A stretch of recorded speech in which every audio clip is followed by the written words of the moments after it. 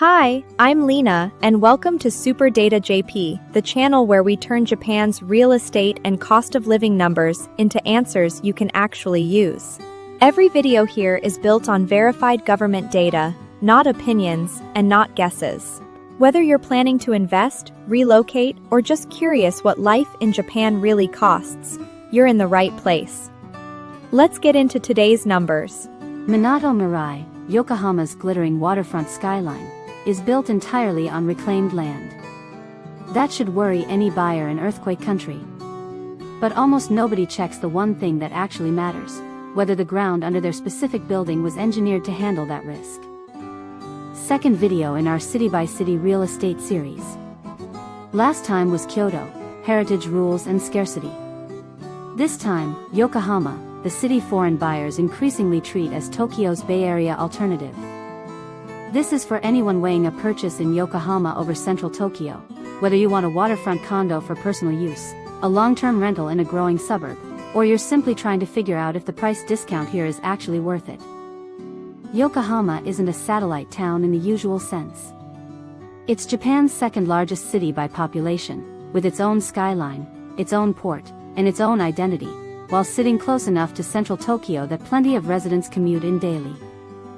The core pitch is simple: property here runs roughly 20 to 40% cheaper per square meter than comparable inner Tokyo wards, for a very similar standard of living. And the commute isn't the trade-off you'd expect.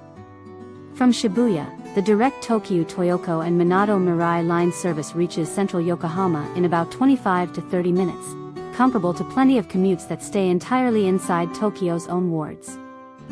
In Nishi Ward's Minato Mirai district specifically, the average sale price now runs about 129,250,000 yen, is almost equal to $795,874, or roughly 1,850,000 yen per square meter. That's not a flat market. Over the past 3 years, Minato Mirai prices have climbed 11.02%, more than double the 4.85% average for Kanagawa Prefecture, which itself gained 4.23% in residential land prices in 2026 alone. New compact condos in the Minato Mirai and Yokohama Station area typically start around 40 million yen and run up to 60 million yen or more, genuinely competitive with prime Tokyo pricing, not a bargain basement alternative. Rental yields, though, tell a more sobering story. Gross yields on compact condos in this core area typically run just 3 to 4%, thin enough that leveraged buyers can end up with negative cash flow the moment financing costs rise. That's because Minato Mirai isn't sold as a cash flow asset. It's sold on brand, waterfront scarcity, and long-term asset value protection, a different thesis from a suburban rental property, and one you need to be honest with yourself about before buying. Which brings us back to that opening fact. Minato Mirai's entire waterfront, the towers, the Ferris wheel, the convention halls, sits on land that didn't exist a century ago. It was built by filling in Yokohama's old shipyards and harbor, starting in the 1980s. In a country where reclaimed land famously liquefied during the 1995 Kobe earthquake, that should be disqualifying. But the city's own hazard map tells a different story here. Ground improvement during construction was extensive enough that Minato Mirai's central district is excluded entirely from Yokohama's liquefaction risk zones. The lesson isn't reclaimed land is safe, it's that the answer depends entirely on which specific parcel you're buying, and whether that ground was actually engineered, not just filled. That distinction rarely shows up in a glossy listing photo. Older, non-engineered reclaimed pockets elsewhere along the waterfront don't carry the same exemption, and Kobe proved even sturdy buildings on unimproved landfill can suffer real structural and utility damage. Checking the city's public liquefaction map before buying is a 5-minute step almost nobody takes. Meanwhile, the city keeps investing in areas beyond the postcard skyline. On the former City Hall site in front of JR Kannai Station, a major redevelopment called BASEGATE Yokohama Kannai is set to open March 19, 2026. At roughly 128,500 square meters of office, retail, and hotel space, linked by a pedestrian deck to Yokohama Stadium, it's the kind of project that lifts surrounding values before most buyers notice the shift.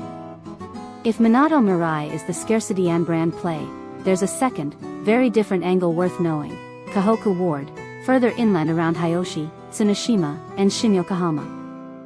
New condos there average around 81,910,000 yen, is almost equal to $504,372, or about 1,290,000 yen per square meter, meaningfully cheaper than the waterfront, in a district driven by population growth rather than tourist brand scarcity.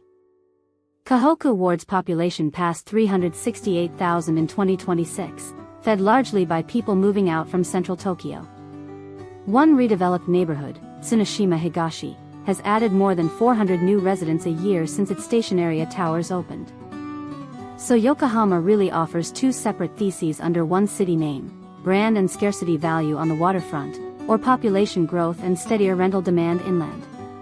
Confusing the two is an easy way to buy the wrong property for your actual goal. Financing follows the same pattern you'll see across Japan.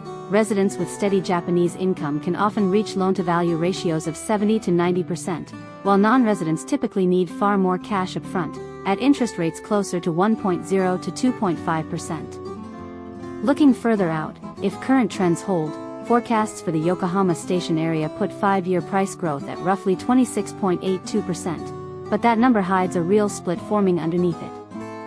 Local analysts describe the market as polarizing.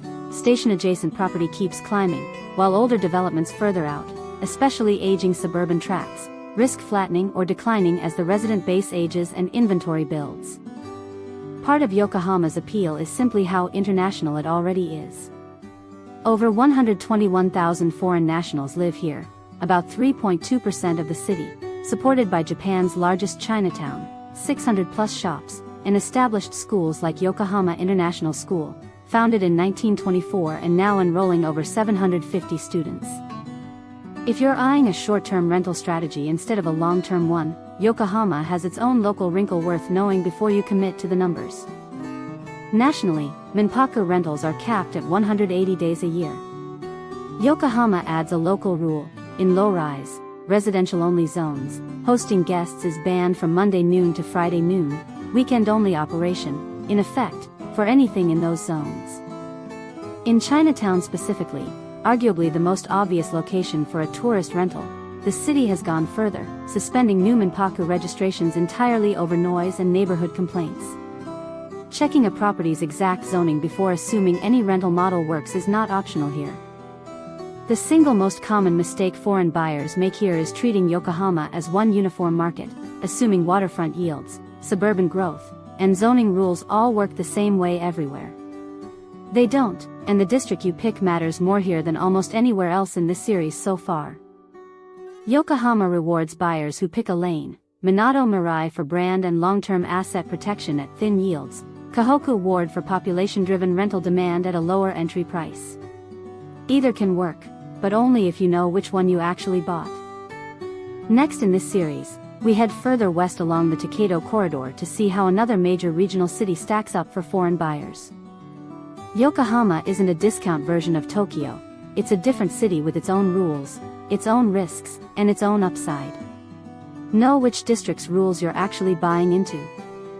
Subscribe for the rest of this city-by-city real estate series, and for more data-driven breakdowns of living and investing in Japan. And that's today's breakdown. If you're serious about real estate or moving to Japan, research like this is exactly what separates a smart decision from an expensive mistake.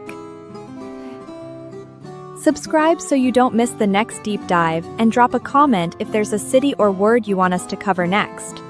Thanks for watching, and I'll see you in the next one.